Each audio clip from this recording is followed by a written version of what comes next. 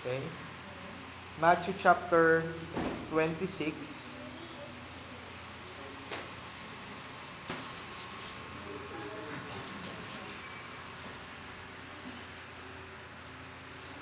Mula po verse 47 hanggang 56. Actually, mas mahaba pa yung ating teksto ngayon. Kaya lang, ito yung muna yung babasahin natin. Hindi ko alam kung matatapos tayo dun sa tatlong topics today. But pipilitin ko po, naway loobin ng Panginoon na maipangaral yung kabuuan. Okay, verse 47 hanggang 56. Ito po ang sinasabi. While he was still speaking, Judas came, one of the 12, and with him a great crowd with swords and clubs, from the chief priests and the elders of the people. Now the betrayer had given them a sign. The one I will kiss is the man. Seize him. And he came up to Jesus at once and said, Greetings, Rabbi. And he kissed him. Jesus said to him, Friend, do what you came to do. Then they came up and laid hands on Jesus and seized him. And behold, one of those who were with Jesus stretched out his hand and drew his sword and struck the servant of the high priest and cut off his ear. Then Jesus said to him, Put your sword back into its place, for all who take the sword will perish by the sword. Do you think that I cannot appeal to my Father that He will at once send me more than 12 legions of angels? But how then should the Scriptures be fulfilled, that it must be so? At that hour, Jesus said to the crowds, Have you come us against a robber with swords and clubs to capture me? Day after day I sat at the temple teaching, and you did not seize me. But all that is taken place, that the scriptures of the prophets might be fulfilled. Then all the disciples left him and fled. Let us pray. Lord, tulungan niyo po kami sa pag-discuss, sa pagtalakay, Panginoon, ng mga bagay na nangyari sa Panginoong Jesus nang gabi na siya ay hulihin, kung ano yung mga nangyari dito, ano yung mga bagay na dapat namin makita, kung gaano kaganda ang plano mo, kung gaano kagaling ang mga gawa mo, O Diyos. Tulungan niyo po kami that the arrest of Jesus, the trial, and even the verdict, Lord God, will teach us many things that we should learn.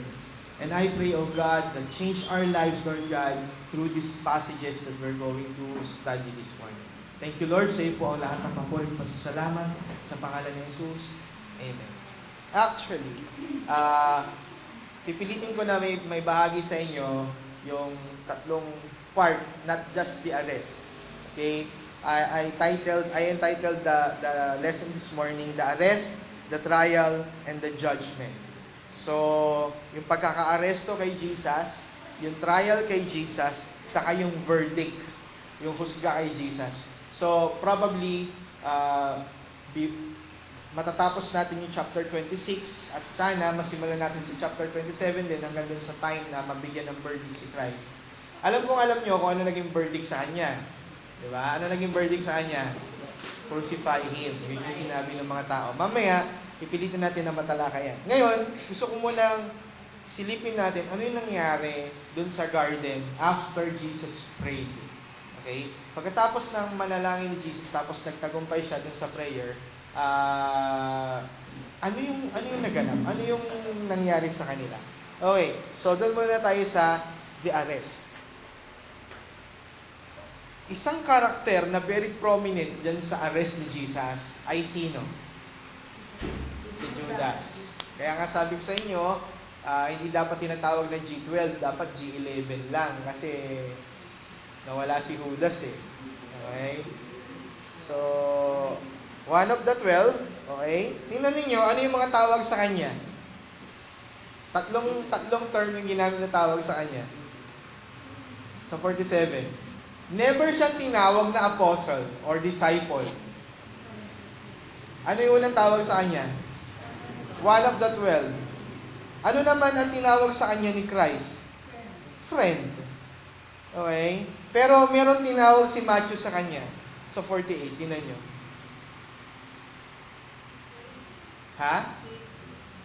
Sa 48, anong tawag sa kanya ni Matthew? The betrayer. Di ba? The betrayer. Sa Tagalog, ano yun? Ha? Taksil, yun. Yun yung mabigat doon.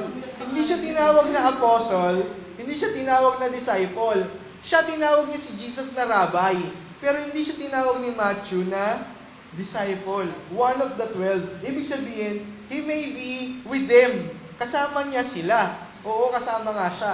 Pero he is not one of us. Kumbaga parang one of the 12 lang. Kasama lang siya. Pero hindi siya disciple. Yun yung masakit dyan eh. Na for 3 years siyang kasama, in the end, lumitaw yung kulay niya. Eh, yun yung masakit dyan. Oo. Plak pala siya. Pera lang ang katapat. Okay? Pero, may kasama si Judas. Sino yung kasama niya dyan? With him, soldiers ba? Walang sinabing soldiers agad. Magugulat kayo kasi ang sabi, great crowd. Ibig sabihin, hindi lang itong mga sundalo. Sino sila? Sino sila? Great crowd with swords. Doon natin malalaman na probably mga sundalo. Okay? Kasi may swords. Pero, hindi lang may swords. May mga clubs na dala. Okay? Ano yung clubs? Mga pamalo. Therefore, hindi lang sundalo yung nandito, but pati yung mga taong bayan. Okay? Hindi lang yung mga sundalo, but pati yung mga taong bayan na nandito. Paano pa natin na-confirm ng mga taong bayan? Kasi from the chief priest. From the chief priest. Sino kaya yung mga sundalo dyan? Mga chief priest pala itong mga to. Mga kaparian pala to, mga pinuno ng relihiyon. Saan nanggaling yung mga sundalo? Probably mga temple guards yan. Okay, yung mga gwardiya dun sa loob ng temple. Tapos, ang masakit dyan, hindi lang sila from the chief priest, but the elders of the people. Di ba nasabi ko sa inyo before, na yung bawat grupo-grupo sa kanila, most of the time, 10 families gather together, tapos may elder yun. Oo, parang tribo-tribo. Meron silang elder of the family. So kung sino yung elder of the family, may representative yan lagi sa Sanhedrin. Okay? Yung Sanhedrin, they are 71 group of people formed as a council. Sila yung parang senador sa loob ng temple. Sa religion nila. Okay? Yun yung Sanhedrin. The chief priest is the one na nag-execute ng mga offering, ng pagpatay, ng mga sacrifice doon sa loob ng temple.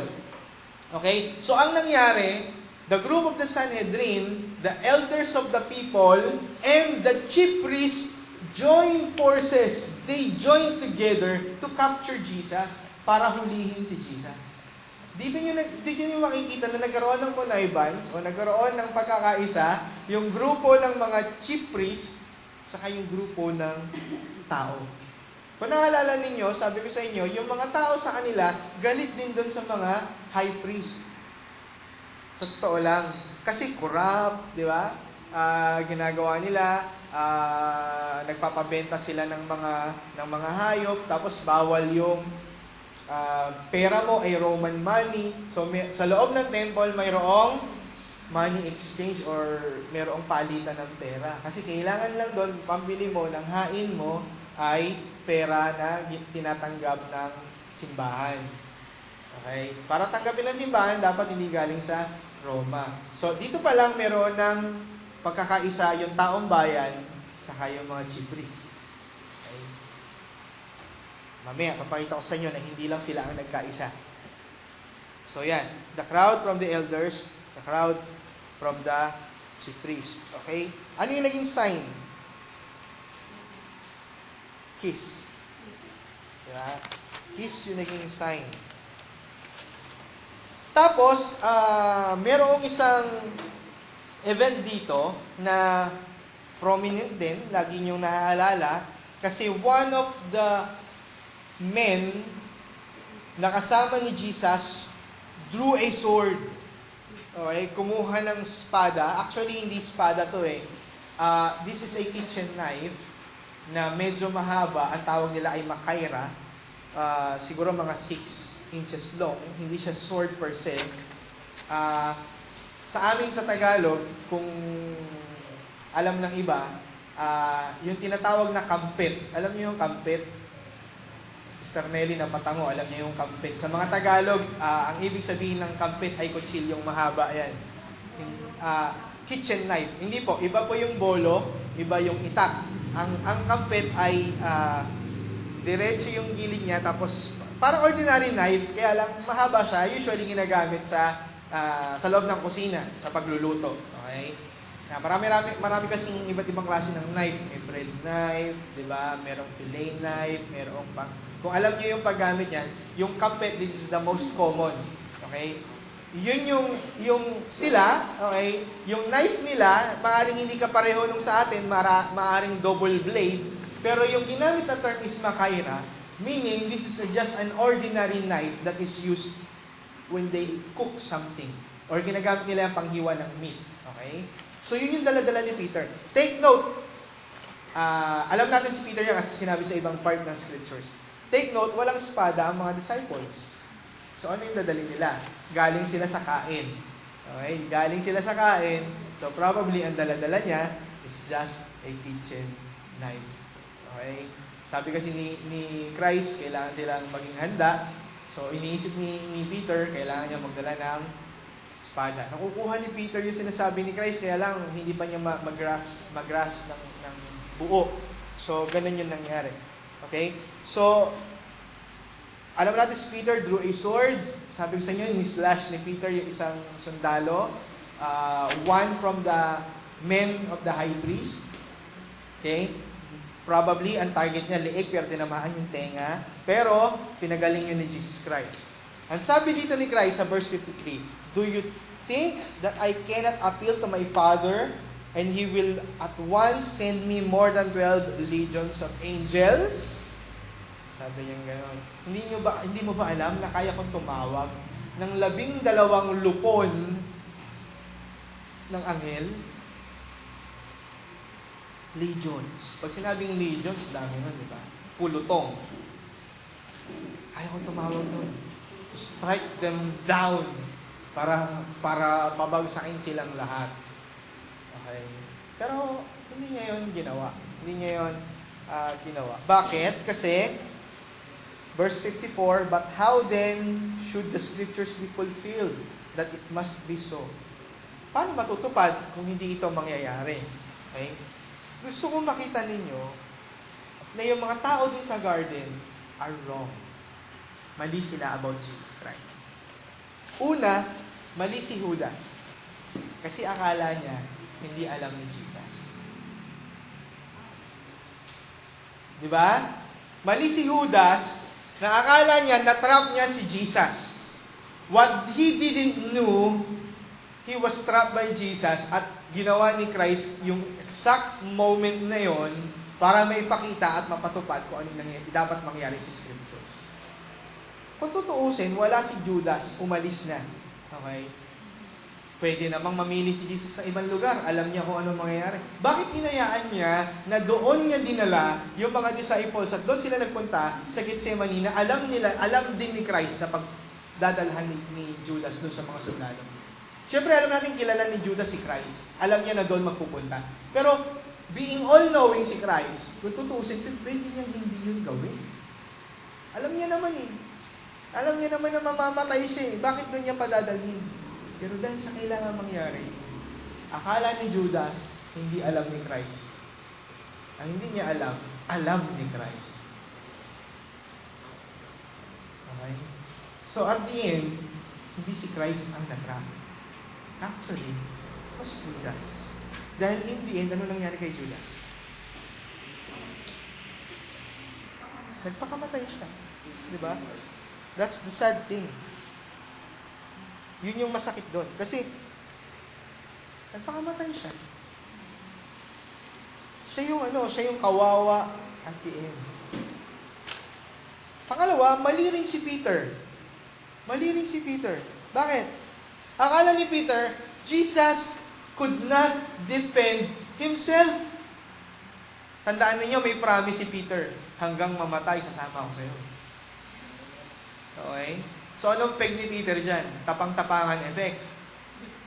Di ba? So, kuha siya ng espada. Dito ka lang sa likod ko. Dito ka lang sa likod ko, Lord. Siya! Di ba? Okay, with a mighty slash. Ano nangyari? Natuwa ba si Jesus? Hindi. It turned out, kinagalitan pa siya ni Jesus. Alam mo ba, na pumapatay by the sword will die by the sword. Di ba, binasa natin kanina, a tooth for a tooth. Di ba? Eye for an eye, tooth for a tooth. Sa batas nila, pag pumatay ka, patay ka rin. So, Jesus protected Peter. Okay? Bakit? Kung hindi pinagaling ni Jesus yung tenga nung in-slash ni Peter, ano mangyari kay Peter? Patay din si Peter. Di ba? Lagot din si Peter, baka nga hindi lang tenga kasi pag nagsumbong yun, yung leg ko po gusto niyang tirahin, tinamaan lang ako sa tenga. So ano mangyari kay Peter? Probably patay si Peter. Pero good thing kay Jesus Christ, anong ginawa niya? Hinil niya yung tenga para hindi na magalit yung soldier. Even at the end, Jesus protected Peter. Nagkamali si Peter, kala niya hindi kaya i-protect ni Jesus yung sarili niya. Kaya nga sabi niya, hindi mo ba alam? Kaya kong tumawag ng 12 legions ngayon. Okay? Pangatlo, mali rin yung mob. Okay? Mali yung mob. Mali yung crowd. Bakit? Akala nila, lalaban si Christ. Kaya anong ginawa nila? Dala sila ng sword, dala sila ng club. Okay? Ready na silang makipaggera. Okay? Gegerahin nila yung 11. Bali 12 kasama si Christ. Kaya sabi nga ni Christ sa kanila, bakit? Ano ba akala nyo? Magnanakaw yung huhulihin nyo? Hindi ako makikipagpupugan sa inyo. Diba? Hindi. Pinagaling ko pa nga siya, oh. Sige, sama ako sa inyo. So, mali yung map. So, bakit nangyari ang lahat ng ito? Tingin nyo. Isa lang yung reason. Fulfill what the Scripture says. Lahat ng bagay mangyayari according sa plan ni God. Okay? So, kahit na ano pang gawin nila, kahit na anong preparation ang gawin nila, mag-ready pa si Peter ng espada, ng kutsilyo, ng ano-ano man, magdala man ng espada yung mob, sa kanang clubs, lahat ng bagay will be done according to His plan, not to their plan. Okay? So, that is the arrest. Yun yung nangyayari sa arrest. Ngayon, punta tayo doon sa trial. Okay? The trial. The trial starts with chapter 26, verse 57 hanggang 68. Saka sa chapter 27, mula sa verse 1 and so on. Actually, dalawa ang trial na nangyari. Ganito kasi yan.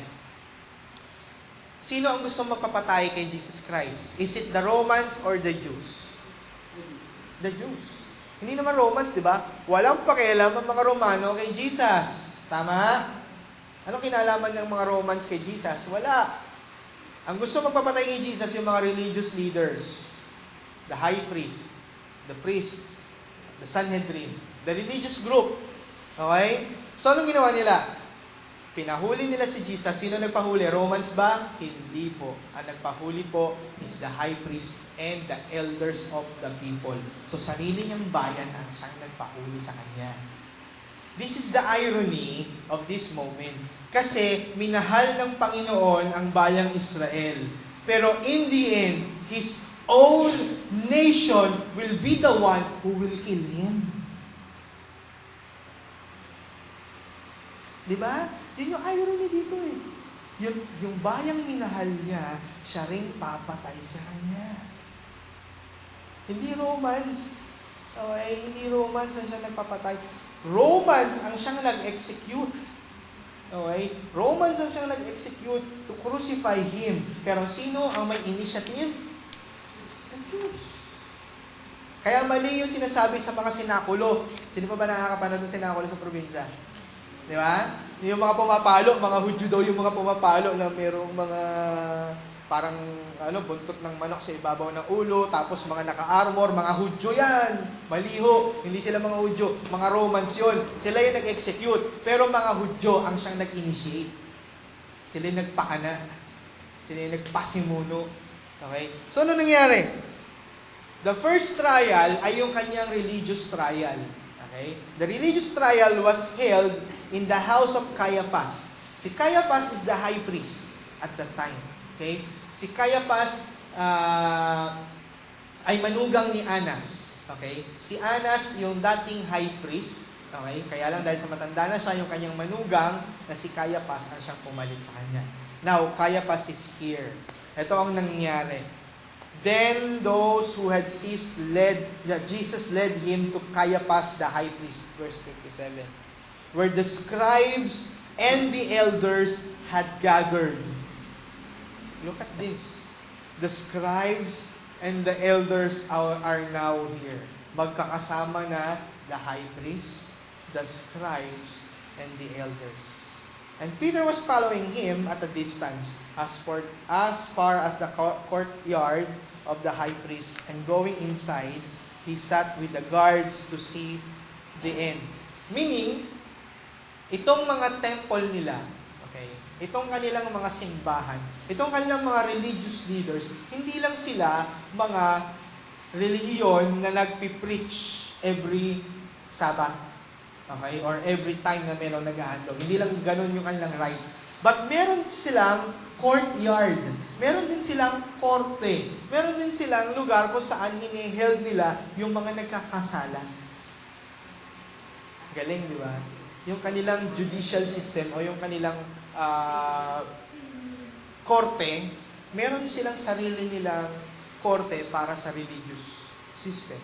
Which is, hindi pwedeng galawin ng mga Romans ang mga Hudyo. Agad-agad. Kaya, talaga, tigasin po ang mga Jews. Alam niyo ba yun? Tigasin ang mga Jews. Although, the governor of the Jews is Pilate. Siya ang gobernador ng mga Hudyo.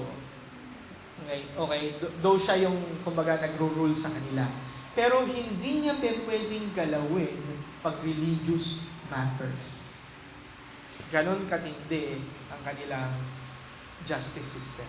So, doon din nila si Christ. Ano nangyari? Sabi dyan, now the chief priest and the whole council were seeking what? False testimony against that Jesus, they might put him to death. Meaning, naghahanap sila ng false witness. Tingnan nyo yan. Nauna muna silang manghuli at nauna muna nilang itry without any witness. Diba? Hinuli nila kasi gusto lang nilang hulihin. Wala talaga silang ebidensya. Diba? Wala talaga silang ebidensya. Ang ginawa nila dahil sa nanggagalaitin na sila, pikon na sila, hindi na nila makayanan, okay? Pikon na sila kay Jesus, pinahuli nila si Jesus, even without a witness. Ngayon, ang nangyari, nagbabackfire ngayon sa kanila yung situation. Bakit nagbabackfire? Kasi wala silang witness. So, para matuloy yung trial, okay na, pinahuli na. O, pahuli si Jesus. Nahuli na po. Ito na po, dala-dala na namin dyan. O, ilabas yung saksi. Ilabas yung witness. Wala po tayong witness. Ano? Wala. Paano natin yan itatry? Paano natin yan uusgahan? Walang magtuturo sa kanya. Maghanap kayo. Wala po kami makita. Kahit peke. Diba? Sabi dito, they tried to find even false witness. Kaso, sad thing is, nakakita ba sila? Verse 60, sabi, but they found none. So, kahit na anong pilit nila, wala silang makitang mag-witness. Until, though many false witnesses came forward, kahit na marami pang mga false witness, okay? Ano kaya yon? Bakit kaya ganon? Ito, tingin ko lang yung mga false witness kapag false, hindi magtutugma-tugma yung sinasabi. Di ba? False nga eh. Yun yung nangyayari at that time. So, may mga lumilitaw ng mga false witness. Ako, pag-witness ako against Jesus na yan. O sige, ano sinasabi mo? Anong gusto mo sabihin? Hindi pwede yan. Bagsak yan, yung argument mo. Ikaw. Ito po. Hindi pwede. Ang nangyayari dito, the high priest, hindi siya naging judge. The high priest should be the judge. Hindi siya dapat bias. But ang nangyayari dito, the high priest himself became the prosecutor. At sila mismo ang naghahanap ng witness na magte-testify against dun sa ina-accuse. Kaya sa desperation nila, even false witness, papatulan nila kasi kailangan na nilang patayin si Jesus. Bakit? Kasubuan na to eh. Wala nang ibang moment na huli na namin siya. Ngayon, pag pinakawalan namin to at walang nakuwang witness, lagot. Malalaman ng taong bayan. At tingnan ninyo, bakit nila sa gabi ginawa? Meron ba namang korte na bukas sa gabi? Madaling araw nila ginawa. Pinilit nilang gawin yun sa madaling araw kasi wala pang taong makakaalam. Pag nalaman ng mga dayo kung ano yung nangyayari, magdudulo ito ng atensyon sa lahat sa buong bayan ng Israel. Okay? Wala silang makuha hanggang sa merong lumitaw. At last, two came forward. Merong dalawa. And said, this man said, I am able to destroy the temple of God and rebuild it in 3 days. Sa tingin nyo, naintindihan kaya ng mga high priest yung meaning nung sinabi ni Jesus na yun? Ako, sa tingin ko, naintindihan nila. Tingnan niyo yung tanong. And said this man, I am able So, tapos verse 62, and the high priest stood up and said, have you no answer to make? What is it that these men testify against you? But Jesus remained silent. And the high priest said to him, I adjure you by the living God, tell us if you are the Christ, the Son of God. Therefore, naintindihan nung high priest kung ano yung gustong sabihin ni Jesus, na I will destroy this temple and rebuild it in 3 days. Therefore, naintindihan nila ang gustong sabihin ni Jesus, ako yung Christ. Ako yung Christ. Kaya lang, wala na silang pakialam if Jesus is the Christ. Kasi kung si Jesus ang magiging Christ, anong mangyayari sa high priest? Kasi iniisip nga nila, literal yung kingdom eh. Kung bubuhuin yung temple, ano bang magiging trabaho ng mga priest? Therefore, mawawala sila sa posisyon. These are all political minds. Politiko yung utak nila. Mawawala kami sa posisyon at ayaw namin yun. Kahit ikaw pa yung Christ, wala kaming pakialam. Sabihin mo sa akin, ikaw ba yung Christ? The Son of God? Siyempre, alam natin hindi sila naniniwala si Christ. Pero their actions implies wala kaming pakialam kung ikaw pa yung Christ. Kasi kung ikaw yung Christ, hindi namin matatanggap yun. Okay? Ano nangyari? And Jesus remained silent. Tapos sinabi yon. Verse 64, and Jesus said to him, you have said so. Ikaw ang nagsabi.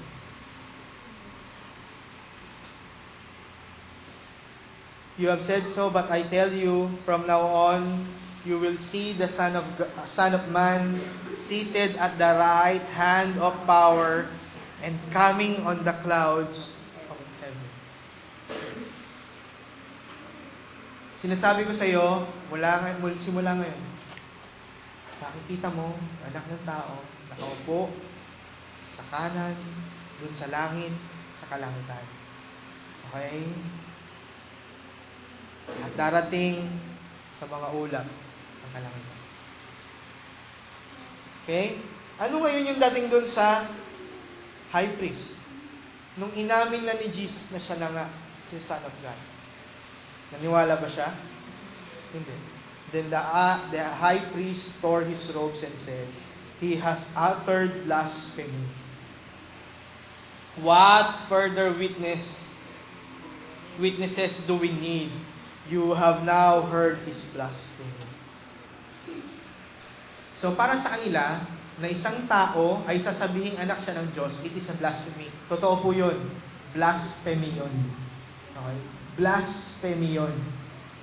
Kaya lang, hindi nila nakita at natanggap ang lahat ng ginawa at patunay ni Jesus Christ bilang Son of God.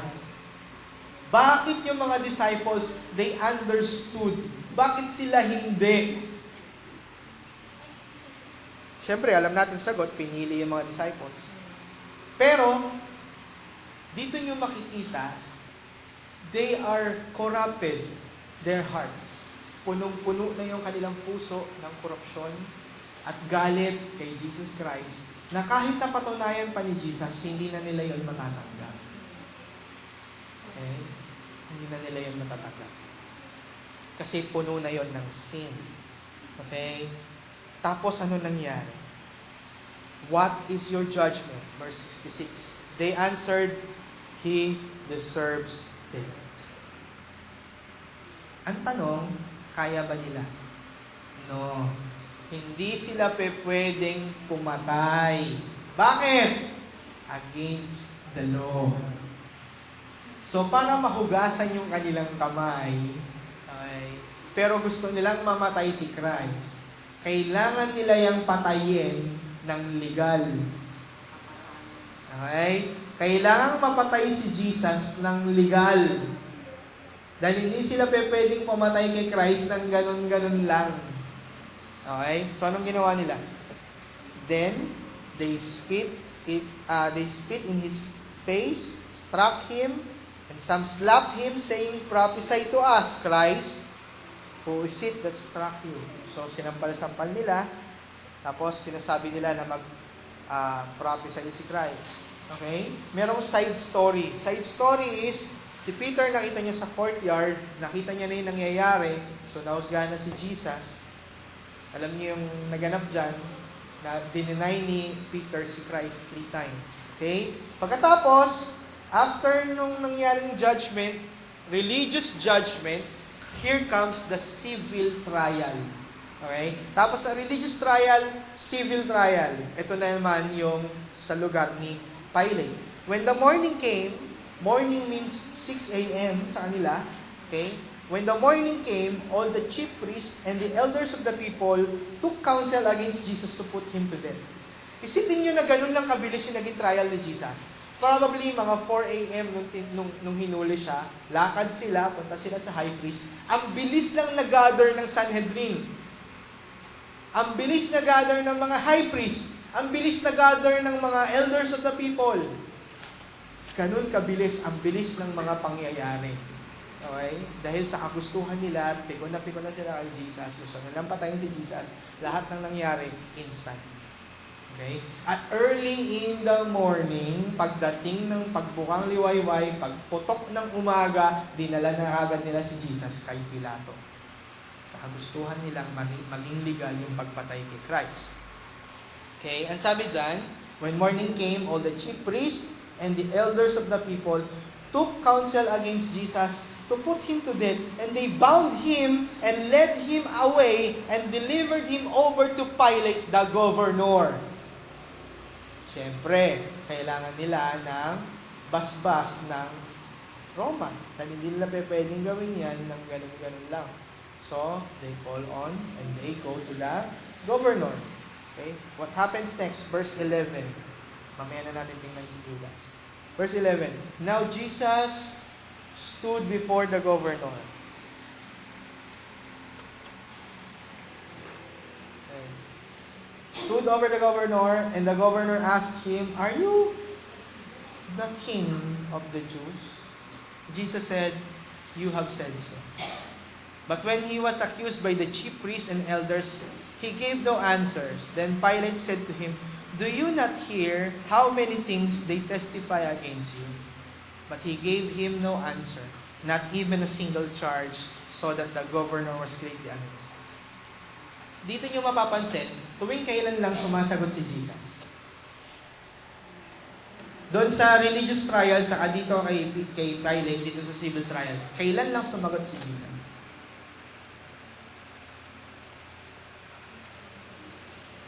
Kapag ano ang tanong? King of the Jews or Son of God or yung Christ na tinatawag? Doon lang siya sumagot. Sa ibang mga accusations, hindi siya sumagot. Pero doon lang siya sumagot sa dalawang tanong. Are you the Son of God, the Messiah? Saka, are you the King of the Jews? Doon lang siya sumagot. Okay? Diyan yung makikita, na they think, ang alam ng lahat, this is a trial. Akala nila, this is a religious trial and this is a civil trial.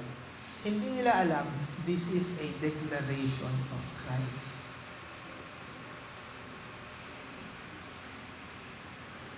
Hindi ito isang trial lang.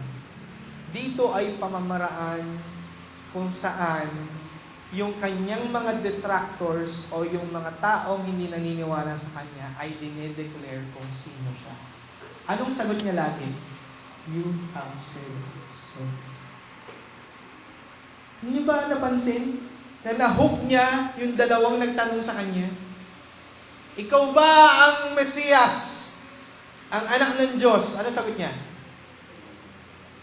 Sinabi niya, ako nga. Ganun ba? Hindi. Ano sabi niya? Sabi mo.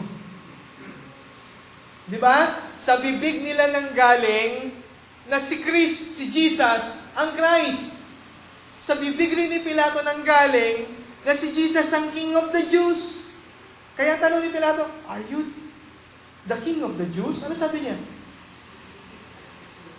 Sabi mo. Hindi niya sinabing, ako may sabi niya. Hindi. Ikaw may sabi. Meaning, nahook ni Jesus yung mga nagtatanong sa kanya, hindi siya sumagot, but he only confirms their inquiry, their declaration. Di ba? This is not just a trial. This is a declaration of who Christ is. Kaya ang galing nung orchestration ng ginawa ni God kung paano na-trap at na-arrest si Jesus. Kasi akala nila si Jesus yung na-trap. Ang hindi nila alam, si Jesus yung nag-o-orchestrate at naggagawa ng senaryo at this moment. Siya yung kumbaga sa kapitan ng bangko, siya yung nagtitimon. Di ba? He is in control. Akala nila na ginugulpi nila si Christ, hindi nila alam the thing and the events are happening according to the plan of God. Kaya even their questions, this is not a trial. This is a declaration of who Christ is. Okay? Ito pa, anong naging verdict ng high priest? Ano sabi niya? Nila. He deserves to die. Okay? Tapos, yung crowd, pagdating dito, verse 15, now, at the feast, the governor was accustomed to release the crowd, anyone prisoner whom they wanted. And they had then a notorious prisoner called Barabbas. Okay? Kaya nga yan yung isa sa mga laging binabanggit na dati joke sa TV, di ba? Si Judas, si Barabbas, saka si Hestas. Si Hestas yung nandun sa kaliwa ni Jesus daw. Okay? So when they had gathered, Pilate said to them, whom do you want me to release for you? Barabbas or Jesus who is called Christ? Even si Pilate, hindi niya tinatanggi na tinatawag si Jesus na Christ. At may declaration si Jesus na Christ siya. For he knew that it was not out of envy that they had delivered him up. Nakita ni Pilate yung intensyon ng mga Jews. Kita niyo ba yun? Nag-discern ni Pilate, naiinggit itong mga to kay Jesus, kaya nila dinala sa akin para husgahan. Okay? Tapos what happened? Besides, while he was sitting on the judgment seat, his wife sent word to him. Okay? Nagpadala raw ng posibleng sulat. Okay? Have nothing to do with that righteous man. Yung wife ni Pilate, nagsabi mismo na si Jesus is a righteous man. Bakit? For I have suffered much because of him today in a dream. Ibig sabihin, bagabag na bagabag yung asawa ni Pilato kasi napapaginipan niya si Jesus at hindi siya makatulog. Bakit? Kasi napaginipan niya, possibly, na baka maging mitya ng buhay ni Jesus yung asawa niya. Kaya sinulatan yung asawa ni Pilate, si Pilate, huwag ka nang makisangkot dyan. Pabayaan mo na sila. Huwag kang makisawsaw sa issue ng lalaking yan. Wala siyang kasalanan. So, ang ginawa ni Jesus, para makalaya si Jesus, kasi obvious na obvious. Okay, obvious na obvious. Kanino niya ipinari si Jesus? Sa isang notorious criminal, si Barabbas. Para ano? Para lumitaw na obvious naman na dapat palayain si Jesus. Kaya yung ginawa, intention ni Pilate para ipakita na dapat palayain si Jesus. Bakit? Wala siyang ginagawang kahit ano. Samantala to si Barabbas, notorious siya. Ba't niyo siya papalayain? Okay? Palayain natin si Jesus. So yun yung intention ni Pilate para makalaya si Jesus. Gusto niya. Bukod pa dahil sa sinabi ng asawa niya. Huwag niyo nang intrigahin si Pilate na takot pala si Pilate sa asawa. Oo, kalain mo, nahihinig sa asawa si Pilate, gobernador. Kita mo, kahit na gobernador talaga, pag sinabi ng asawa, sunod. Huwag niyo nang intrigahin si Pilate. Okay? Na naginip lang na matindi yung asawa ni Pilate, kaya niya sinabihan si Pilate. Okay? Pero si Pilate mismo, nahalata niya na yun, na naiinggit lang yung mga tao dun sa paligid, kaya gustong ipapatay si Jesus. Tapos ano nangyari? Verse 20, now the chief priest and the elder persuaded the crowd to ask for Barabbas and destroy Jesus. Ano? Papalayain si Barabbas at ipapapatay si Jesus? The governor again said to them, which of the two do you want me to release for you? And they said, Barabbas. Pilate said to them, then what shall I do with Jesus who is called Christ? Anong gagawin ko kay Jesus? Ba't papalayain si Barabbas? Anong gagawin ko kay Jesus? Sumagot sila, they all said, let him crucify. At tinan niyo yung sabi ni Pilate. And he said, why? What evil has he done? Bakit ko siya papatayin? Wala siyang ginagawa. Anong ginawa niyang masama? But they shouted all the more, let him be crucified. Yun yung sigaw nilang lahat. Wala naman silang masabing ginawang masama ni Christ. Basta ang sinabi lang, let him be crucified. Yun yung trial na nangyari. Okay? Both of the trial, they think that Jesus is the victim. But they didn't know that Jesus is the one who orchestrated it. Okay? Anong nangyari? So then Pilate saw that he was gaining nothing. Wala na siyang magagawa. But rather that a riot was beginning. Nagkakagulo na yung mga tao. Nagwawala na dun sa lugar ni Pilate. He took the water and washed his hands before the crowd saying, wala akong kinalaman dito. Kung papapatay siya, hindi ko yun desisyon. Kayo ang may kagagawan niyan. Okay? Ngayon, tingnan nyo. Sabi ko sa inyo kanina, dinala nila kay Pilate para maging legal yung pagpatay kay Christ. Pero, naging legal ba? Hindi.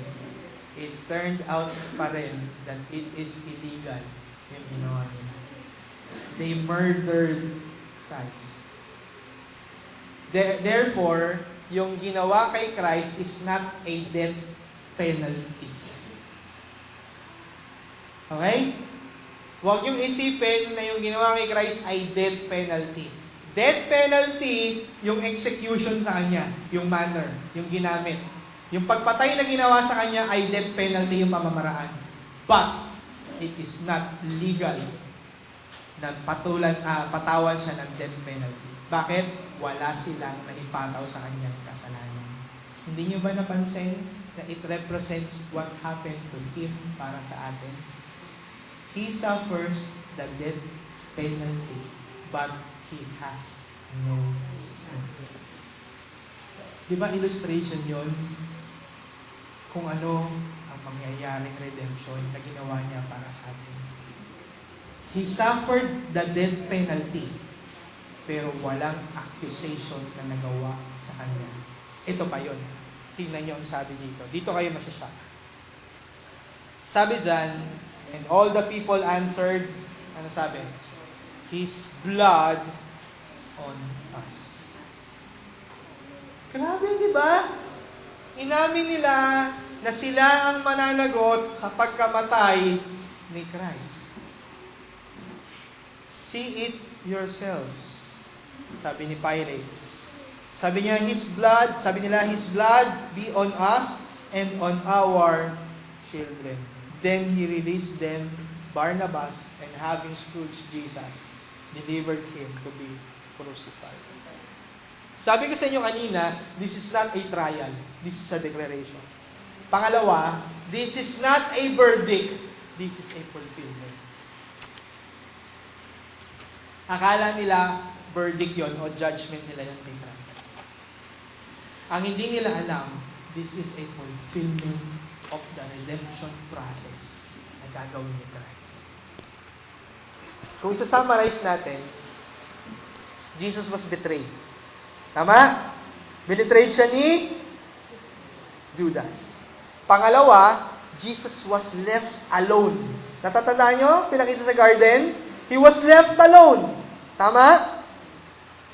Pangatlo, Jesus was treated as a criminal. Pero sa totoo lang, He is still under control of everything.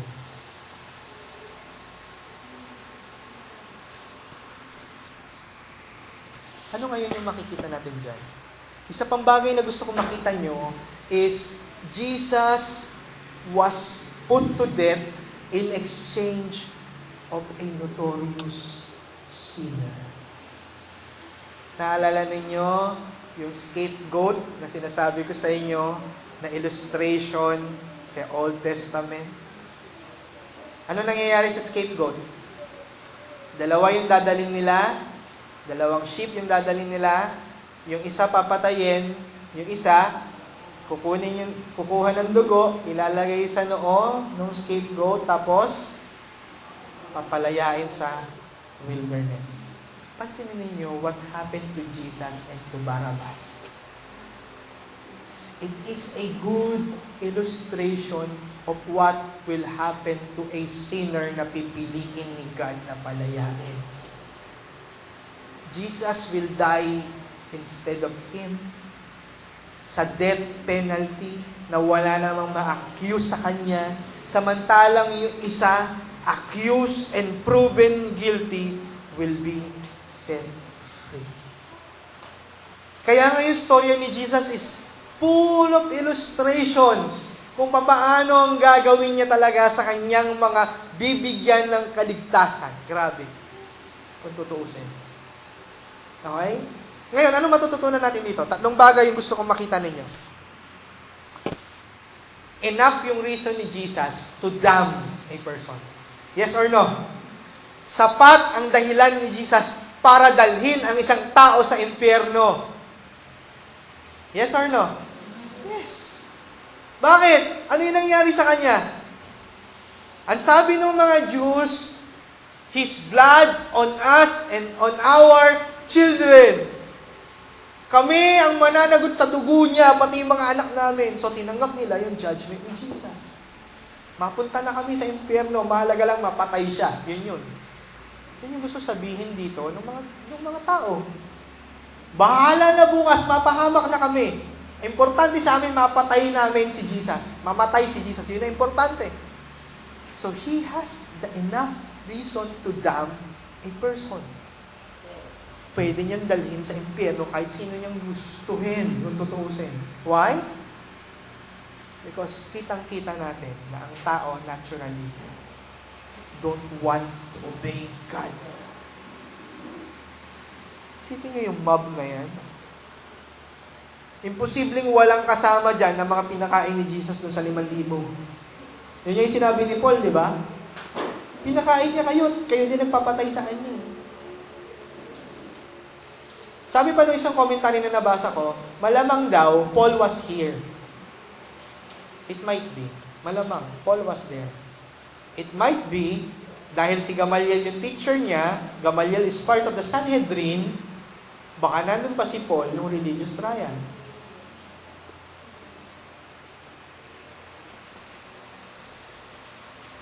Kaya sinabi ni Paul yung sa kanila, kayo nga, pinapatay niyo nga. Diba? Pinapatay niyo nga siya. So, he has the right para idam ang isang tao. Pangalawa, he has all the reason to save whom he want to save. Bakit? Siya may karapatan. Tama?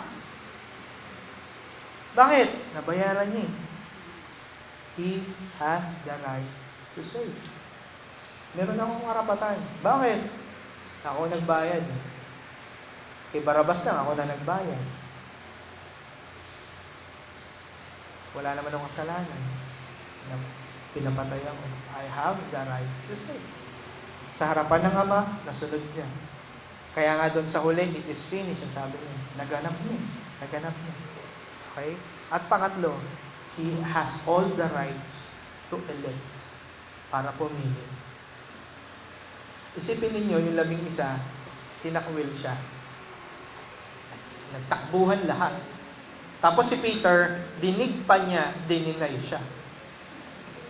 Di ba? Dinig ni Jesus, nung dinidescribe ito, no, isang commentary na binabasa ko, sabi niya, yung courtyard ng high priest maliit lang. Hindi yan kalakihan. So kung nandun si Peter, kahit sabihin na natin na nandun siya sa gate ng courtyard, maririnig pa rin niya yung usapan ng high priest sa kanya Jesus. Okay? Therefore, si Jesus, nung sinabi ni Peter, sinusumpa ako, di ko siya kilala, malamang dinig ni Jesus yung sinabi ni Peter. Kaya nung pagkasabi ni Peter na sinusumpa ako, di ko siya kilala, baka napagano siya, ay, ano ba yung, ba't ko nasabi yun? Tapos biglang tumila ako yung manok. Oo, di ba? Parang kayo nanonood ng TV, kwang, kwang, kwang, nagagawa pa Parang may punchline. Kasi pagkatapos yun nasabi yun, biglang may tumila ako na manok. Kalain mo naman yung manok na yun, ang husay naman. Kung kailan nasabi ni Peter, sa katutsungin po talaga. Di ba? Yun yung sinabi ni Jesus sa kanya.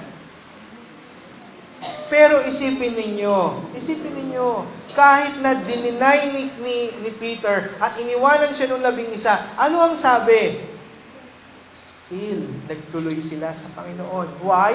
Pinili sila ni Jesus. Therefore, nasa kay Christ lahat ng karapatan para pumili ng mamahaling niya. Hello?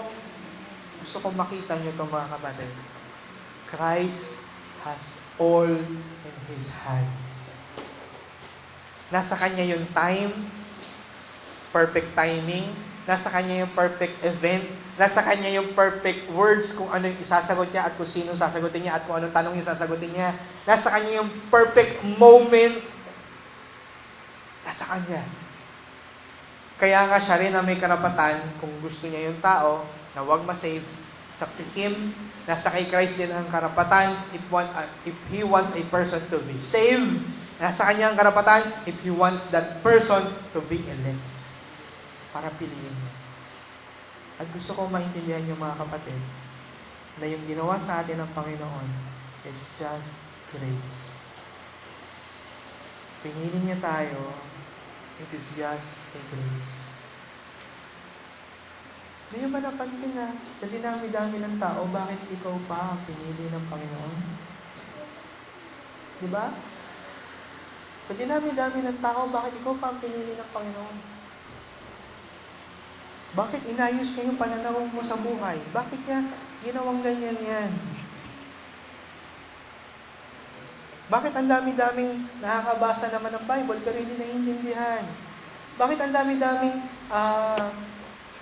kahapon nga kagabi, nanonood kami ni Sister Beck. Tinry ko lang manood ulit ng Jesus Miracle Crusade. Gusto ko lang makita ko ano yung itsura ni Will de Almeida. Kita ko na sobrang tanda na niya. Though replay yung mga preachings. Ang daming tao sa Moranto. Pero naniniwala sila, hindi sila naniniwala sa Trinity. So kung hindi sila naniniwala sa Trinidad, alam niyo kung saan sila pupunta. Diba? Doon pa lang, diretso na, alam niyo saan napunta ng mga taong yan. Subukan niyo manood ng Kibuloy. Okay? Nakita niyo na kung gaano karami yung umatin doon? Pagbaba niyo pa lang daw ng Davao Airport, sabi nung isang friend ko. Pagbaba mo pa lang ng Davao Airport, makikita mo na yung kingdom na tinatawag. Kitang-kita mo na yung kingdom. Kingdom ni Kibuloy.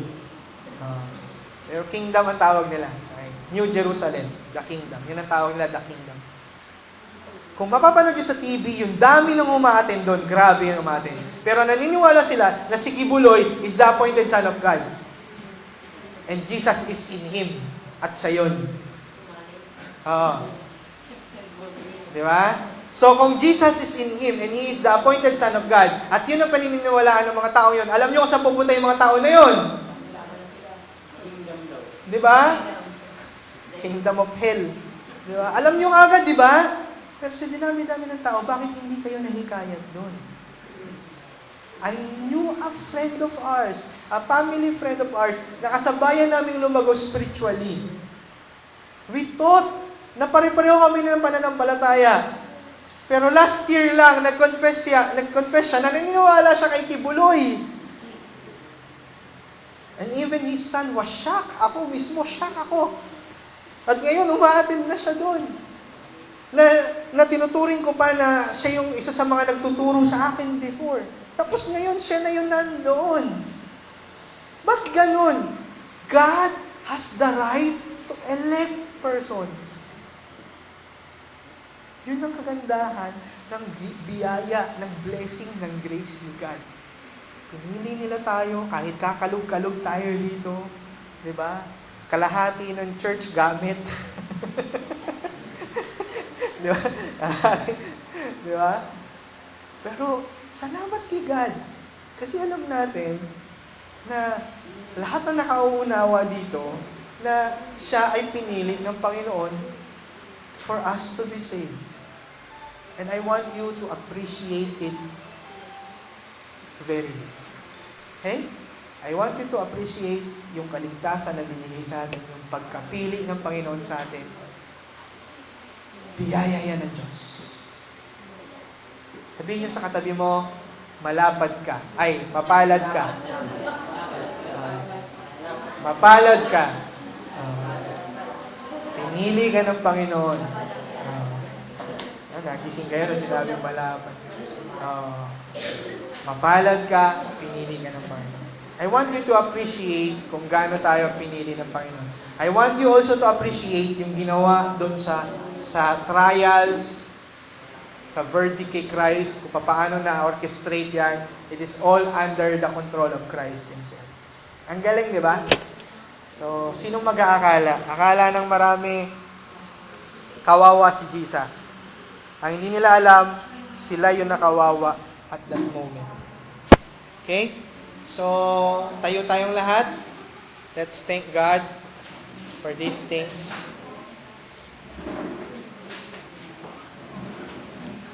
Ama, salamat sa kabutihan mo, sa ginawa mo, Panginoon, sa buhay ng Panginoong Hesus.